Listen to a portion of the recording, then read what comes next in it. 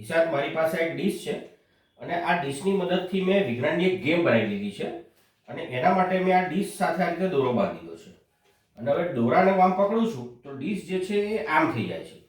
તો તારે એવી રીતે કામ કરવાનું છે અથવા તો ગેમ રમવાની છે કે ડીશ જે છે આમ જ રહે, આમ ના થઈ જવી જોઈએ. એટલે કરી બતાય. ચાલ તો તું જીતી ગયો આ ગેમમાં. આમ આડી કરી દેવાની ડીશને. નથી રહેતી. ચાલો આપણે વિજ્ઞાનની મદદથી કરીએ અને હું આ દોરાને જરા સરખો કરી દઉં અને હવે ડીશ આમ થઈ જાય છે તો હું મને ફેરવી દઉં છું અને હવે જુઓ ડીશ આડીને આડી જ રહેશે. જુઓ તો સવાલ એ છે કે આ કેવી રીતે બન્યું? તો મેં જે ફોર્સ એપ્લાય કર્યું, આ ફોર્સના કારણે આ ડીશ પર એન્ગ્યુલર મોમેન્ટમ લાગ્યું અને એન્ગ્યુલર મોમેન્ટમના કારણે ટોર્ક લાગે છે અને ટોર્કના લીધે આ ડીશ જે છે આડીને આડી રહે છે.